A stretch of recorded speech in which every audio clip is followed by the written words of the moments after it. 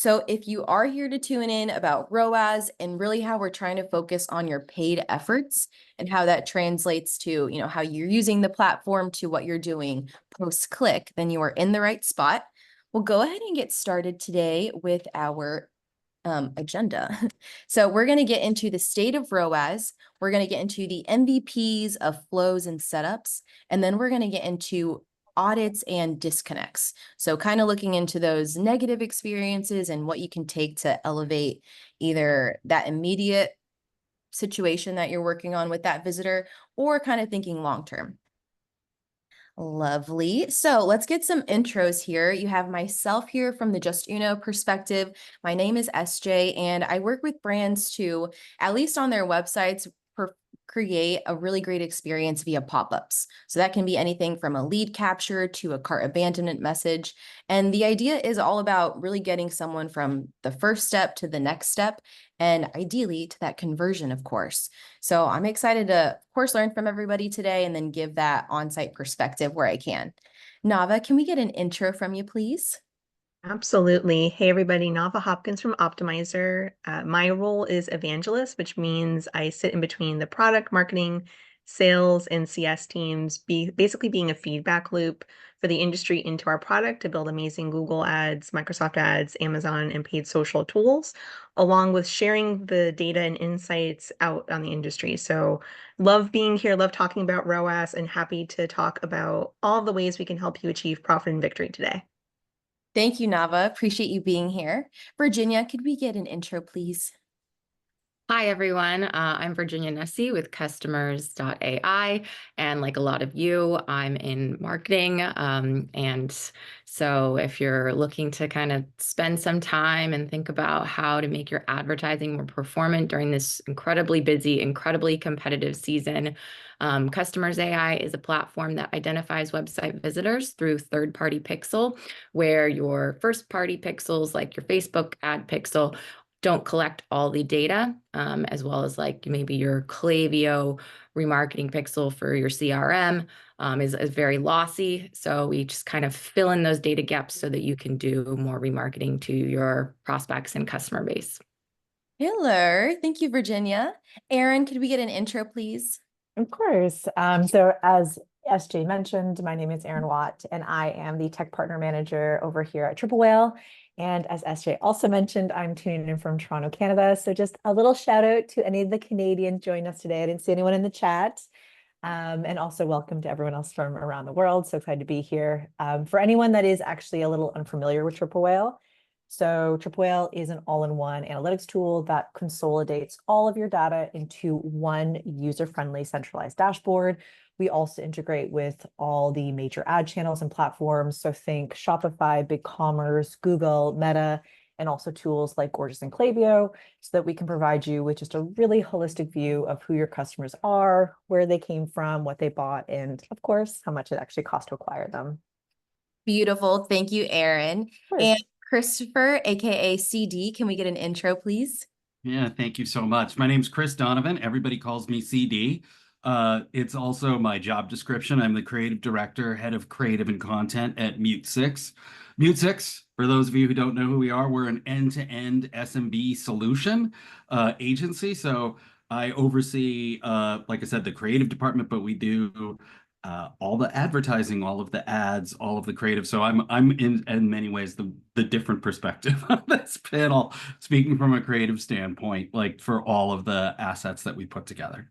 And I'm based in Los Angeles, California, where it is currently the surface of the sun temperature. Ooh. Wow, we are opposite worlds. It's so cold over here. Yeah, it's like Dune in LA today. Oh my God. I'm not jealous of you. I'm actually so happy for the seasonal change of colder weather.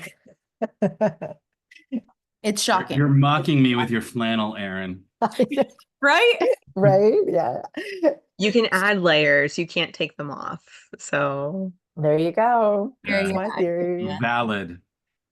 I love it, guys. Thank you so much for the intros. We'll go ahead and get started. And again, as we're going through this, feel free to throw your questions and I will be monitoring chat, and then we'll be in chat with you too as we go through. So our first theme, I'm excited for this to kind of set the stage, but what is a state of ROAS from your point of view, right? And feel free to share any benchmarks at this time.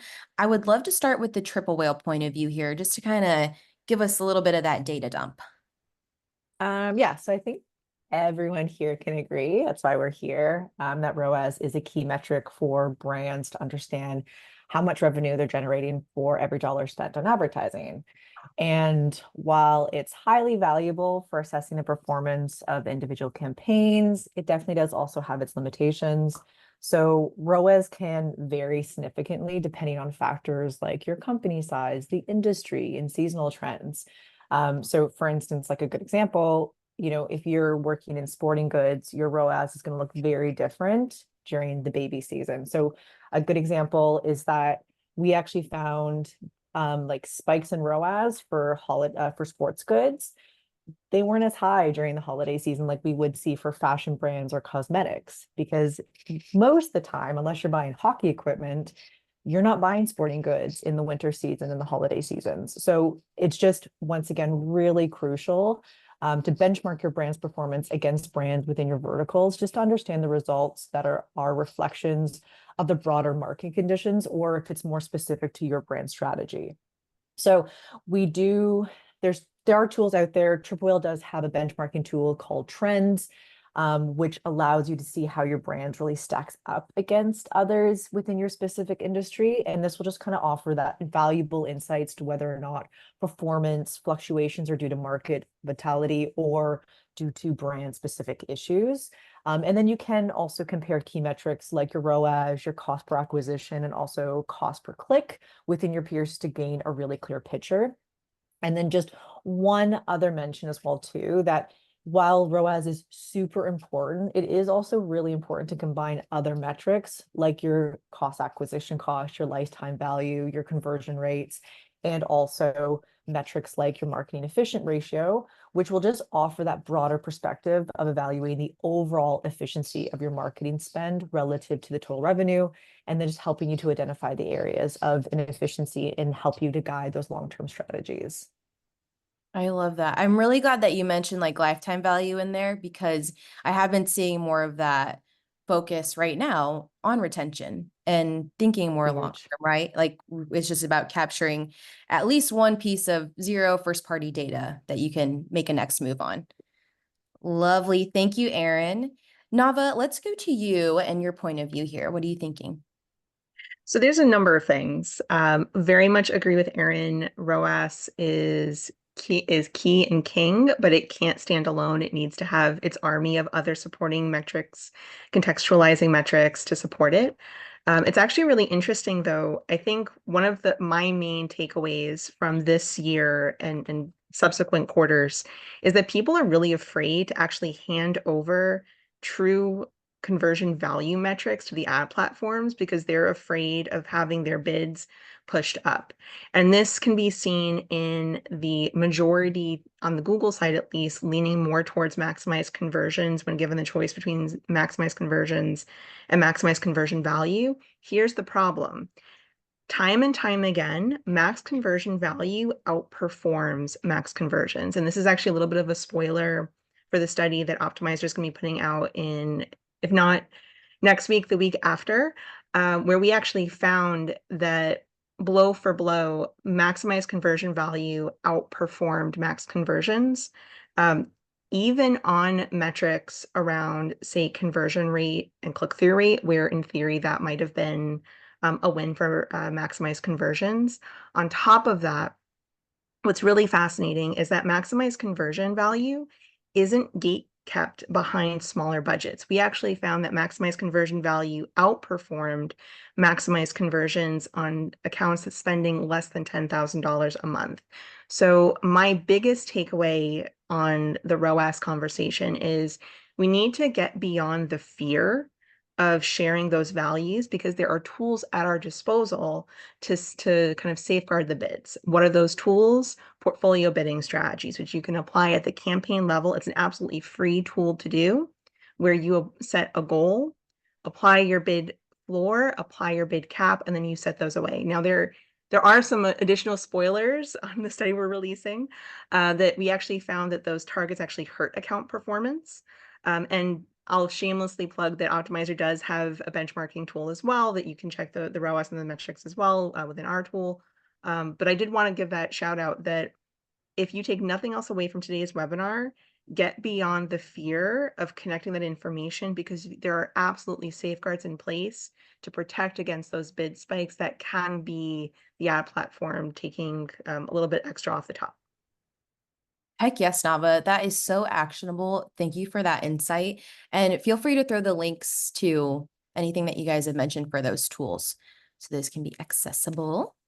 Lovely. Okay, let's take it over to kind of creative mode, I guess. CD, what are you thinking on this?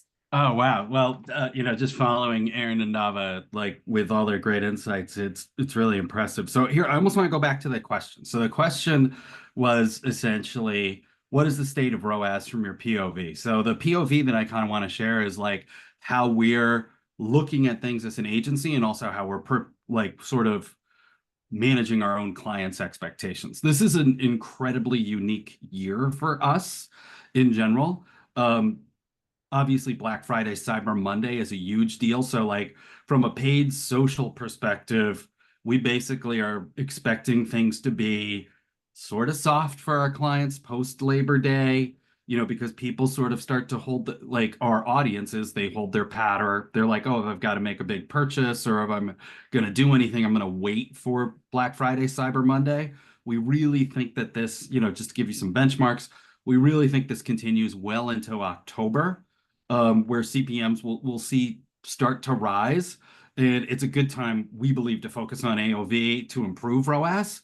And of course, remember to make, we always tell our clients this, we have to make all of our BFCM assets searchable. So sorry, that's just, I know it's a little off topic, but that it really does drive ROAS. You know what I mean? Like if you have good stuff, but you're not like being super thoughtful, because people are looking for Black Friday, Cyber Monday, like pre-sales or opportunities, like those are things that are key. That's where, because we always start with like what our audience's expectations are. We try to center it. Like when we use all the great tools of like the panelists that we have, we always take it from the audience's point of view. But that's just the paid social POV. So paid search. And by the way, there was just behind the scenes for everybody who's on the panel, we had a pre-chat about this, because I'm going to bring up something that's super timely. We have what in theory is our one presidential debate tonight.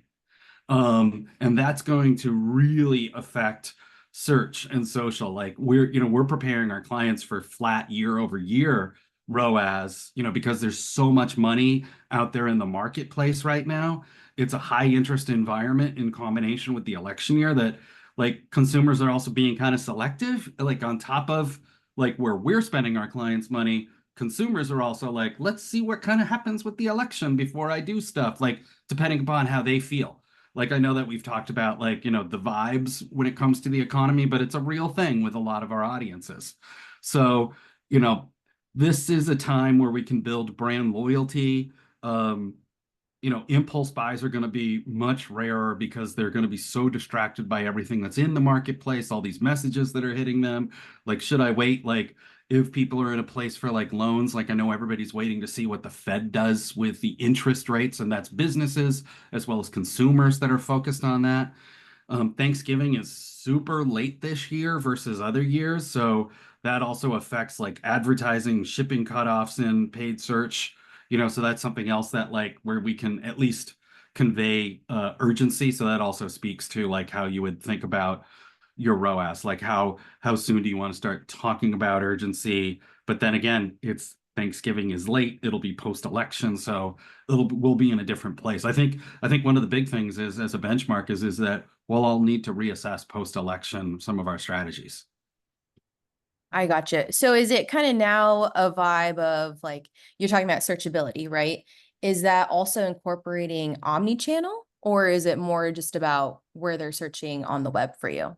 Oh, I think it has to be omni-channel, because once again, if you take like a consumer client POV, which we do at Mutesix, you have to go with where your audience is. So I don't know how you don't talk about omni-channel. Thank you, Chris. Perfect. I will take it over to Virginia now from the customers.ai side to kind of set the stage here. What are your thoughts? I think Christopher described maybe one of the most complex environments that we have in advertising, like that any Black Friday, like with most e-commerce businesses making 60% of their sales in the next 3 months. And then so then you can imagine the flooding of budgets inside the ad system combined with all of the political ads that are going out right now. It's I'd say that the state of ROAS is going to be very tight. And so it's important to think about, as Aaron said, the other metrics that are going to be complementary to making a bigger picture about profitability. There's an easy way to just get into the red when you're trying to chase after sales this time of year. So I think you have to think about like all of the wonderful like technical settings that Nava explained. So look at that, and then also make sure that you're kind of optimizing your reach for your best audiences, which is really where customers AI sits, and ensuring that the privacy issues that we've been dealing with in the ad space for the last year or two don't harm you more than they have to, because you can take control back over your audiences through third-party pixel targeting and solutions like that. Fabulous. So really leaning into like owning your next step, own channels kind of sounds like. And yeah, all of your guys' actionable tips here and kind of where people can trust, kind of what to look out for are great to lead into our following theme. So thank you for that. I didn't see any questions come in, but if something comes up on that topic of the state, feel free to throw it in chat. We have our second theme up here. So we're going to name your MVP flow experience or just general setup that is related to ad traffic or ad creative and targeting. And MVP, right? We're just trying to get at like, what do you just see as a winner, whether it be kind of time and time again, or as we've kind of set the stage with this being a really wild year and tons to consider, kind of what should we look for in an MVP? So we'll start this off with CD from the Mutesix point of view. What are you thinking? All right. Well, I'm going to almost pick up on my last answer a little bit. Perfect. So, shocking no one, I'm going to say that it's key to to test into and optimize all of your creative assets. This actually goes to your question that you had to me. Like, you have to take into consideration like where your prospect's entry point is, their funnel position, to your point about omni-channel, and other information and indicators like that they've proactively shared about themselves and what their needs are. Let me give you an example. So imagine you have a brand that sells men's, women's, and children's clothing. If someone is Googling, because we know that search is so important, if somebody is Googling toddler blankets, and that's how they connected to your brand, you want to make sure that whatever page the consumer lands on from their search has an opt-in to catch up on like, other children's stuff that you might share, like, so that way you're making the experience really valuable to the consumer. Like this goes back to what I was just sort of setting up, like, and this is part of our belief system at M6. It's like, it's always about the audience and who they are first. So that way, all of your assets are like, oh, you looked for something. Oh, I've brought you here. Now you get a pop-up. You're like, oh, you're making this so easy for me to like embrace you. You're basically embracing your consumer with your assets as they come in. The challenge is like somebody Google's toddler, blankets, and then it comes up with like men's ties. And you're like, wait, what? Like, no, you just have to watch for that. We've all, as consumers, dealt with that. So that's why it's just really important that you make it like this very low seamless bar, like with all of your assets. So you want to make sure that you have all of your assets ready, that you can leverage on-site banners that recommend, the matching sort of items. And it's obviously important that you think critically about the path, like what's the pathway from search to landing on your page, to what are the opt-ins, to all of those things. So that way, like, they have a very literal site experience, where it feels tailored to them. It's what their needs were, and you're answering that. So I think that, I guess maybe to take it a different direction, if you think that you can do it all through like sort of a generic kind of like brand play, that doesn't work when we're in this space. And I think that that's something that we all just need to guard against. If I use the example of entertainment, I worked in entertainment for a very long time. Like, we're not broadcast television anymore. We're Netflix, where it's like you want people to, I gave you some information about myself. I told you what I'm interested in. Now, please populate whatever you put in front of me with things that I'm interested in. For whatever reason, sometimes that's challenging for a lot of our clients, but Yeah. it's almost like just remember we're consumers, and that's what makes it easy for the journey. And by the way, that helps build brand affiliation and loyalty because you feel like the brand that you've locked into gets you. So I think that that's just sort of, needless to say, this is one of my favorite things to give an answer to because so much of it is about having prepped creative assets, but it's about working with all of the tools and all of the pieces to make sure that it feels like it's this customized, tailored experience. Thank you for coming to my TED Talk. You killed it. That you made me think of so many things in that experience too. I've seen where something kind of really effective where, to your point, brands have a hard time kind of getting out of that just like general brand story, that we try to put out, which that needs to be there for sure. But I've seen more lean into like using those influencers or those creators that they're using and just like having like so-and-so's top picks. And whether you're actually giving them the option to like click and add to cart or just like being a little bit more educational about it. Like Yeah. these are different ways to speak to them too, where maybe you're not being so, selling like in your face, but I like CD's point. We are getting in like to personal shopper mode. And this is what, so-and-so likes and kind of just trying to be more relatable there. Yeah, it feels like ancient history. We hardly ever talk about it anymore, but like part of the secret sauce, I think, of Amazon is all of the consumer recommendations, which to me was almost like the junior version of like creator content to get people in there. Because if you're not 100% sure, like if I go back to my children's clothes things, if it's like some, other mother is just like, I bought this blanket for all of my children and have given it as a gift, you're like, add to cart. Makes Yeah. it super easy. Oh yeah. That's so I've gotten influenced at the gym because I've just been going swimming and you can just get influenced by anyone at any point and just kind of keeping in mind what CD was mentioning earlier, like wherever they're at, in life, it's like you're able to influence just through people, not just through a channel now. So keeping that in mind that what you do in those experiences will carry to like how someone will talk about you and recommend you. It's not just about the product and like how great the product is. Lovely. Nava, can we take it to you to follow up on this one? I feel like I'm the two part of the 1-2 punch on these fun insights. So I have mixed feelings on this topic because there's what I would love for everyone to be able to do, and then there's my pragmatic brain that says, here's what most will be able to do. And I want to set the stage a little bit thinking about privacy and what we used to be able to do perfectly is maybe now a little bit tougher, and amazing solutions like customers.ai is going to be a great way to bypass some of this. So I want to give them a huge plug, a huge shout out. But I do want to kind of take a step back. So when we think about those amazing message mapped experiences, we used to be able to be so specific. We could perfectly know exactly who our people were and perfectly serve them exactly the right message. Those days are done. Every single ad platform is cracking down on our ability to know who is interacting with our content. And even if we share a list of those emails where they have consented to share that information with us, if they don't happen to be logged in at the right time, or if they haven't put in that they want to be tracked at this moment, there is a very real possibility that you will not perfectly message map.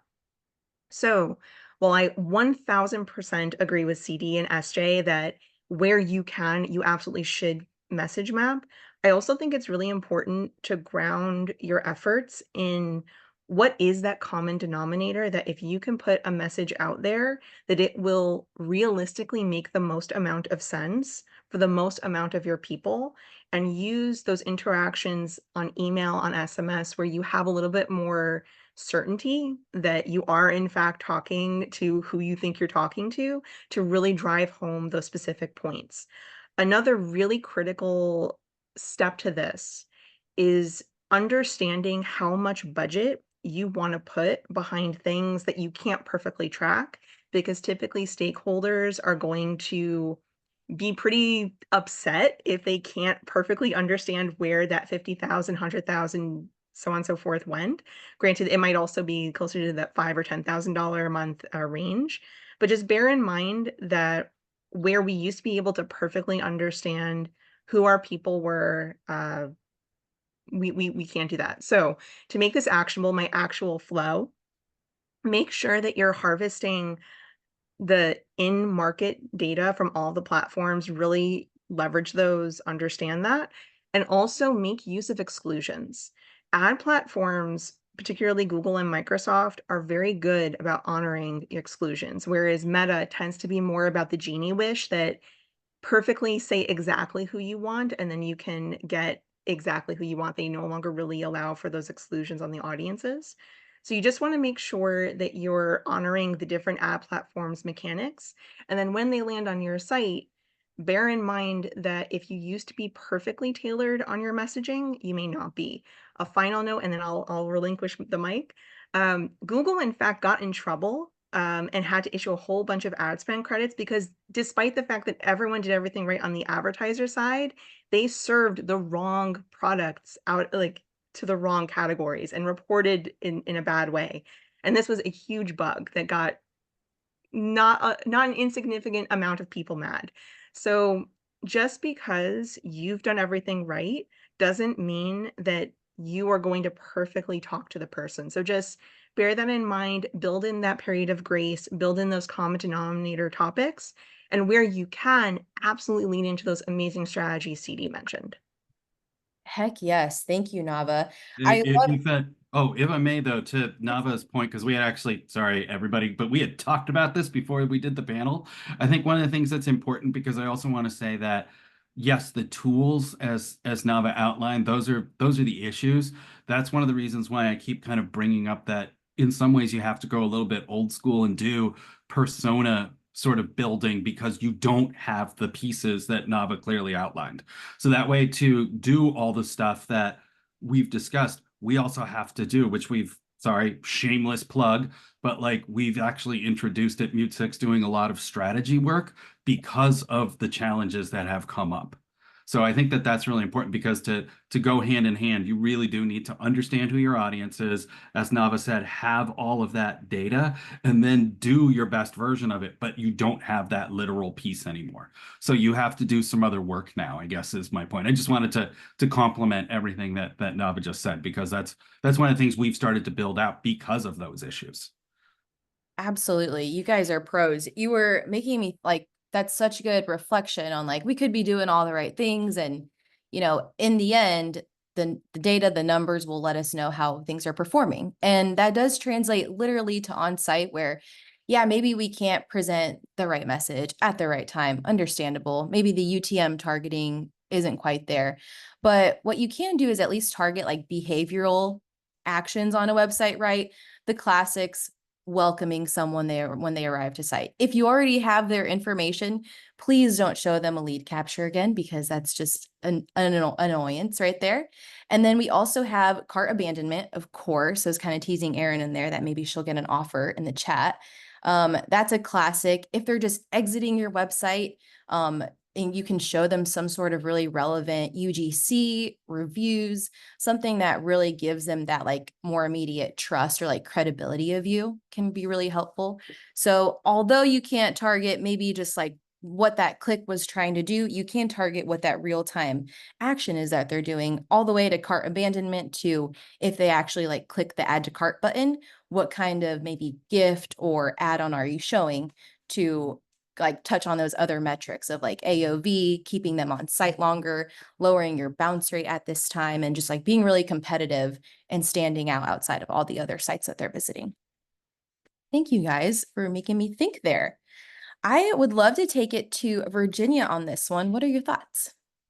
Well, Nava just outlined this beautiful previous kind of state that we were in as advertisers, right? Where you could know exactly who you were targeting, to who was interacting and engaging with your ads and ending up on your site, and how that's all been taken away from us. And you mentioned, Nava, that Customers AI is pretty powerful at restoring a lot of that data. And so the MVP flow that I want to say is, of course, building off of this. Like, this was data that now all of the understanding about demographics, interests, intent that you used to get from ads, now you can actually own that data yourself as like on a kind of first party level, understanding the consumer and the visitors to your site through customers AI. So I would almost say, like, maybe the audience is not as complete, but as like what the Facebook app Pixel used to give us, but it is as in depth, and it is data that you can own yourself.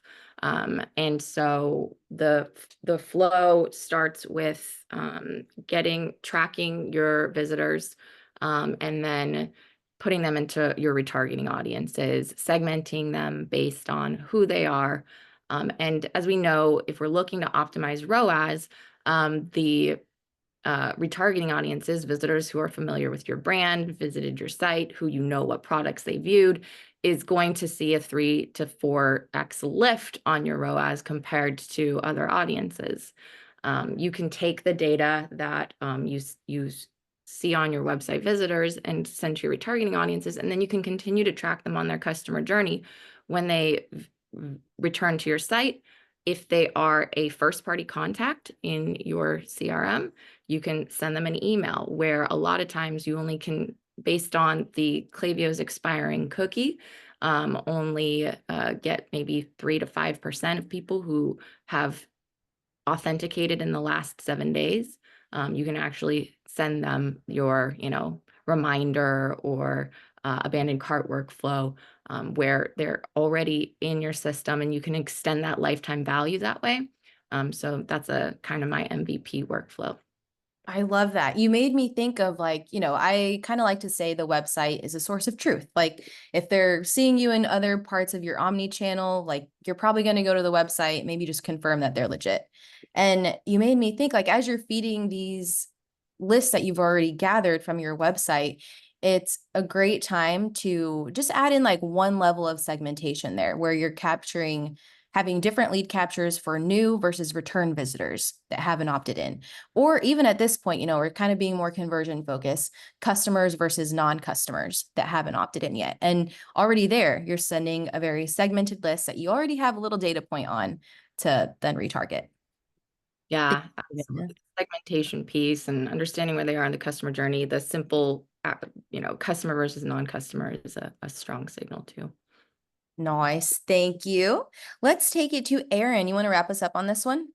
Sure. So since the conversation has been really heavily focused on like collecting accurate customer data, talking about pixels, talking about segmentations, definitely want to do that, just a shameless plug, and talk about the importance of leveraging tools like Triple Whale, and utilizing features like our Triple Pixel, which is taking in consideration of first party and zero party data collection, with also machine learning algorithms and our customizable dashboards to just ensure more accurate tracking of customer data, and also a more comprehensive analysis of customer data, so that this is giving you more of a holistic approach, not only to just kind of the accuracy, but also it really does ensure also that it aligns with the compliancy of privacy regulations. Because I know that's also a big topic as well too. So Triple Whale is dedicated to data protection. So I can provide more information on, I think it's like the GDPR compliance that we actually follow.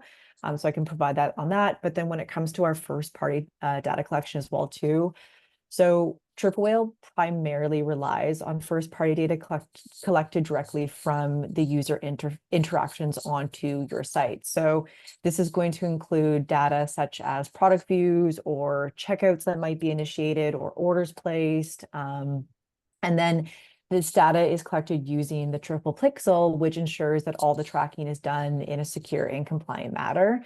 Triple Whale also supports the collection of zero-party data, which is the data that customer voluntarily provides. And that could be through like an email or an SMS capture, preference page, post-purchase surveys. And then this data is also collected with the customer's consent, ensuring the compliance also with the privacy regulations. And then we also have UTM tracking parameters. So for tracking the performance of campaigns and content, Triple Whale also uses UTM tracking parameters. And then these parameters are added to the URLs in your ads, ensuring that each visitor is tracked accurately without, once again, like compromising privacy. And then when we look at, so now we have all of this data, and when we talk about, the importance of personalizing messaging for the target audience that you are speaking to, and we're looking more at the segmentation, Triple Whale does also offer a smart customer data platform tool. So the reason I really love the segmentation tool is that it not only it provides you with preset segments that you can use, but the CBT also leverage hundreds of data points about each customer, just allowing for more sophisticated segmenting and targeting. And then it also ensures that the right ads not only will reach the right demographics, but also as you're building these segments, it actually recalculates daily. So that this means that the customers are going to make sure that all the customers in those segments are going to be relevant and automatically added or removed to ensure that your targeting is precise and also up to date. So we also have that piece of machine learning in the segmentation world as well too. Oh, amazing. Thank you so much, Erin, just for that breakdown on how to gather all that. And then all of that insight is what feeds into all of your own channels, the on-site experience with pop-ups, and really that retention piece that we mentioned earlier. Appreciate you all. Let's take it into our third theme today. So we've got about 20 minutes. Yeah, this will probably be our wrap up. So we're going to ask, what would you audit first on the ad side or on the on-site side of things of the shopping experience? Or you can answer, what major disconnects should brands be aware of from ad to site experience? So for this one, I would love to take it over to Nava. You want to start us off with this one? I'm excited for the revenge of the two punch coming after me. So I feel like I've gotten to respond to everybody, and it's gonna be the time to respond to me. So I have a very simple rule when it comes to ad creative. The ad should make a promise that the landing page can deliver on. And this is the long and short of where all of my creative audits begin. With that said, we just released, and I put the link earlier in the chat, I can repost it since it's now a little bit further up, a study on ad copy. And one of the things I actually found fascinating is that shorter creative actually does better. And there's a couple of reasons why this may be true. Number one is that Google actually truncates creative and will actually drop underperforming headlines into the description where it's going to be met. But the other is even in demand gen, which actually does have pretty strong ROAS. So I would not shy away from it, and I wouldn't throw too much of a pity party for video action campaigns. If you have questions about those, happy to address those in chat because I don't want to take all of the time. But I don't want people to sleep on demand gen and visual. So respect to the amount of time that we have, two main principles to take hold of. Number one, make sure that your ad makes a promise your landing page can deliver on. And number two, please get over the fear of visual content. Visual content is not only cheaper, it is the future of where ad platforms are pushing us, where consumers are consuming their content. And it's ultimately a path to communicate with emotion. And people buy because of emotion, and they justify the purchase with the facts. So as easy as it is to throw out a whole bunch of facts about your product, about why it's so amazing, people are going to buy because of how it makes them feel. They will spend more on the transaction because of how it makes them feel. And nothing can convey that like visuals. Killed it. That's so true. Thank you for highlighting that, Nava. Let's take it over to Virginia. Can we get a follow-up here? I don't have a follow-up punch for you, Nava. Instead, we can just do like a fist bump or like a baton pass here. And Because while you kind of focused in on the creative side and Google Ads, I wanted to move over to Meta Ads and the event match quality score. So Customers AI has started kind of digging under, or I guess it's raising the hood on the event match quality score, which is an area that actually not a lot of Meta advertisers are aware of. And it's introduced since the conversion API became such an important part of the tracking process with all of the privacy rollouts and updates. But basically, if you want to tell Meta where your on-site events are, you set up your conversion API, and then there's only a limited amount of ability to track by using the Facebook pixel alone. And so a lot of times we're seeing advertisers' scores hovering around, and this is on a scale of 0 to 10, around a 3 or a 4 for things like page views, particular product views, add to cart, and then, conversions as well, or sales. And so when we've been introduced this Meta Signals audit, and it's helping to lift from like Meta says like a 6 is like an average score or above average score.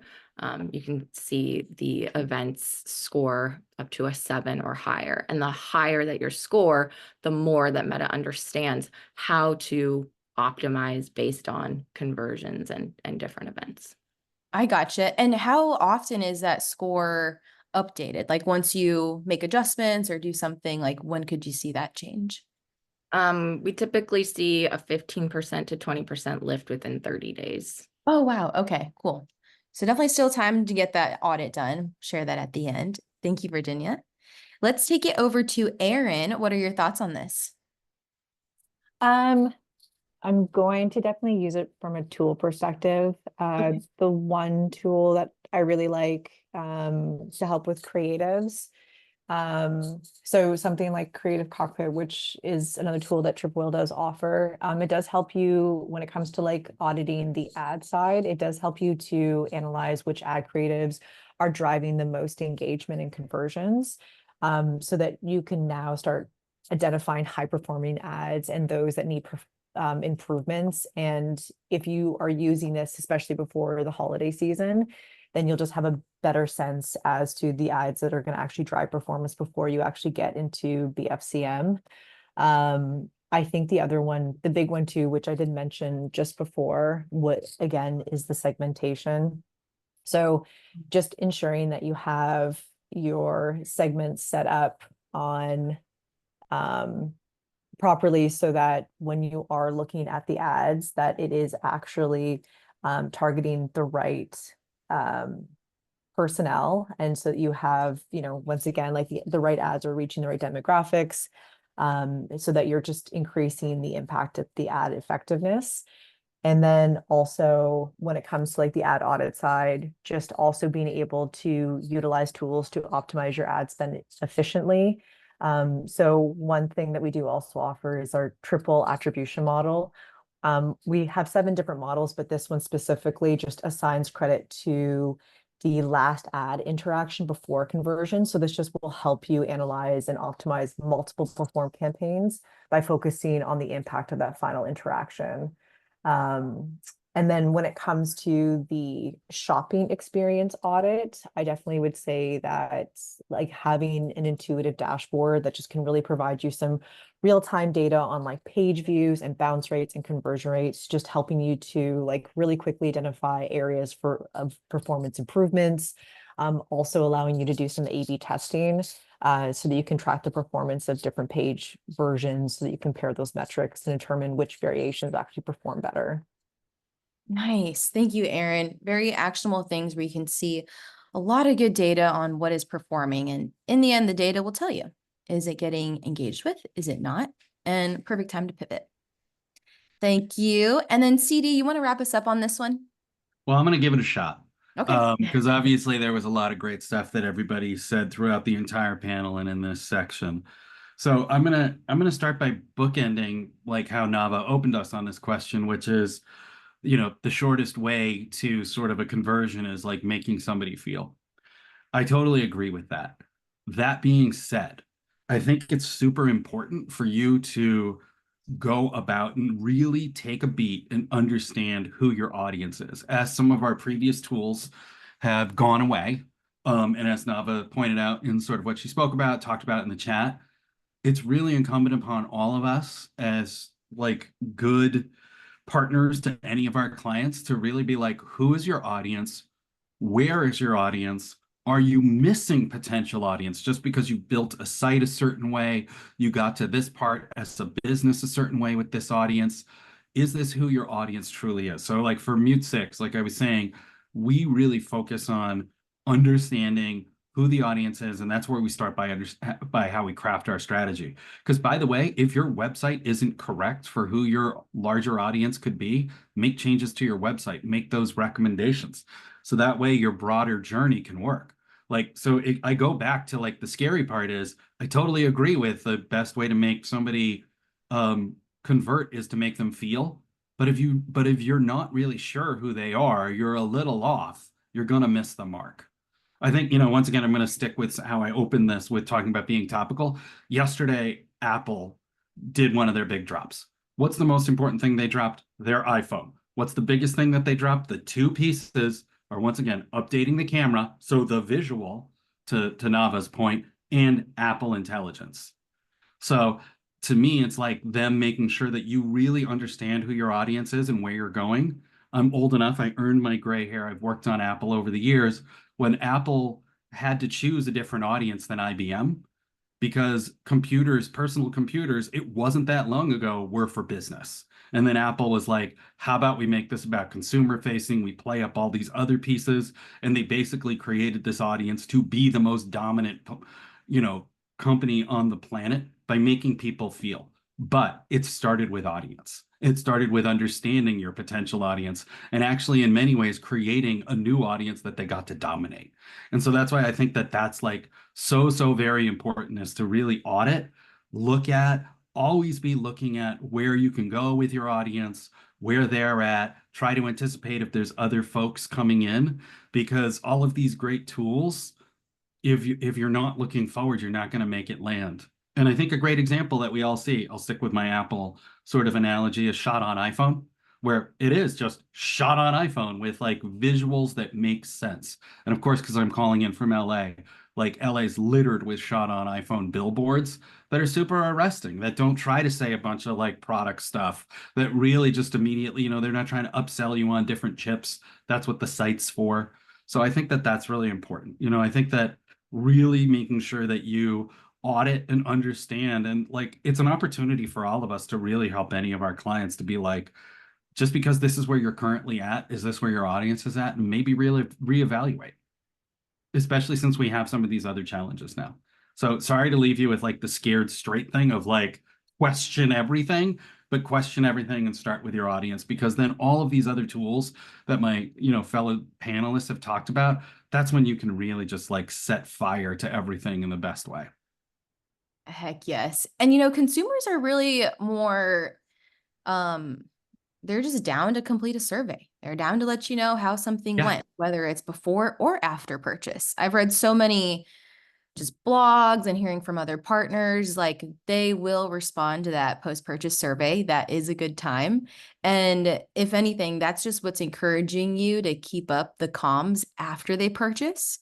And you don't always have to be selling, just based off of that answer and mix in with some other zero and first party data from the website. You should be able to deliver something pretty relevant to them. Yeah, I love that. I mean, all our consumers just want to be heard and seen. We're like us. We're all people, right? Yeah. Just humanize it. I just want to tell a quick story, because I was recently emotionally tied to a product and I purchased it. It was great, but it was the new Bose headphones that are like the outer ear ones, right? And I've just done the Apple headphones and have been just committed to that. But man, I saw a tennis player in the commercial, and they were like swinging and going crazy, and like the earbuds didn't move. It was perfect. And like, I'm no tennis player, but just that creative, that whole experience, like really connected to me and like my pain points. So not necessarily experience to experience, but like experience to pain point to action and conversion. Right. Like strong brand in action visual. Like that's the winning combination. Instead of saying like, we have this percentage more noise canceling. You're like, yeah. Do they not fall out of my ears if I'm walking my dog? That's what I want to know. Yeah, if I bend Because over, I had the previous will it version of fall the out? Bose headphones that totally fell out of my ears because they were too heavy. Oh gosh, yeah. So they killed it. And it's like, I like to your point, like, yes, look at the audience, create that audience. But in this example, like, I'm not a tennis player. Technically, if they were thinking about the audience, like, I'm not falling into that. But I am falling into like pain points that maybe that person is relating to. And by So, the way, with the audience piece, sorry, just to sort of connect the dots for everybody on here too. If you understand the audience, then you're able to brief your creative team or your creators because then they know what they're trying to make.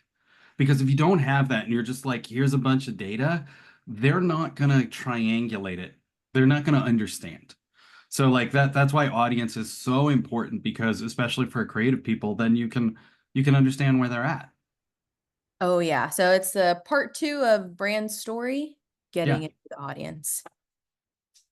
Fabulous team. Well, we've got about 5 minutes left, so I'm going to wrap it up with our special offers here.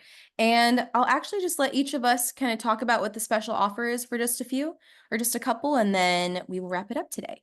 So from Justuno, you can get a free conversion audit, and that's for your website. So it's us looking at your different sources and how they're behaving, whether it related to like key KPIs right now. So average order value, like we mentioned, time on site, pages traveled, all to really encourage like more clicks after that ad click. So feel free to scan there and would love to chat with you and see what we can do to optimize your website.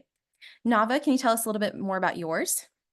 Absolutely. So we at Optimizer believe that trials should include all the functionality. So our extended free trial actually will let you take advantage of all the various audits, whether that's ad copy audits, shopping feed audits, account audits, using our conversational reporting audit via Sidekick, whole bunch of fun audits, plus all those other amazing tools. So if you're interested, just mention that you attended this webinar and you'll get an additional 7 days to really experiment and play.